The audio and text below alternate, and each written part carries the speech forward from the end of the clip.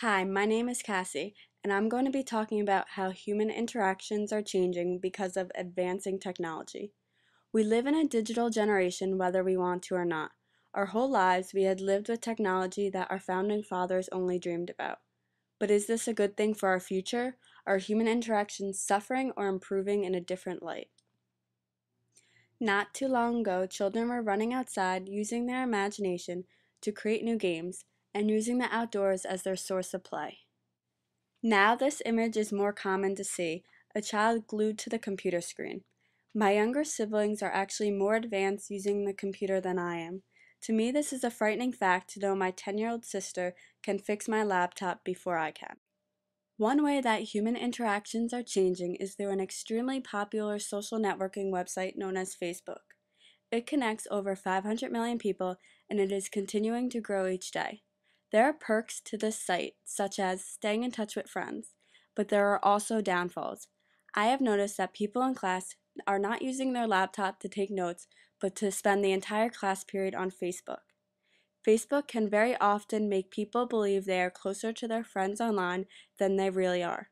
By viewing their picture albums of what they did last night and reading their comments and statuses can make a person believe they are closer to them than they really are. But in reality, if you saw them on the street, you would walk right past them. Therefore, Facebook can be held responsible for misleading friendships. Human interactions have changed from the site because people are more willing to write on each other's walls than talk in person. Is this change good for human relationships? Are we benefiting from this? These are the type of questions we have to ask ourselves.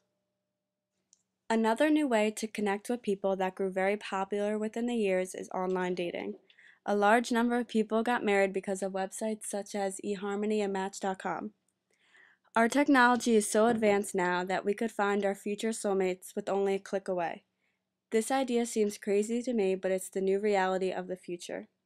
As you can see in this image, there is an overly large man who is balding, and next to him is a picture of him and his wife. But in his profile information, it says he's sexy, single, and wealthy.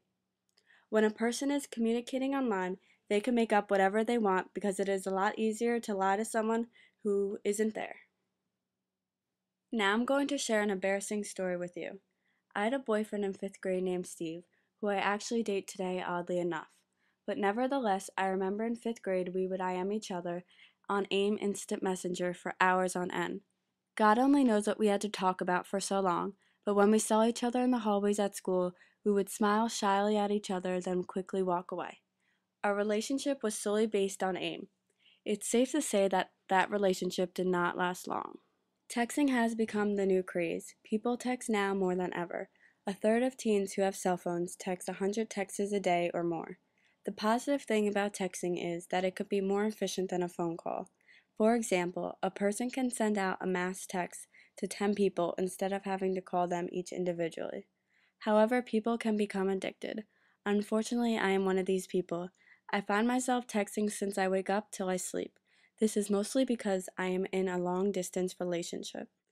But there are people that would rather text than talk to the people they are with. I find that it is rude to text constantly when you are with other people. It can make them feel uncomfortable and make them feel like you would rather be somewhere else. Our world is quickly changing into a more advanced society with all the technology that is being created. But we have to take a step back and think if this is going to help or hinder the human race.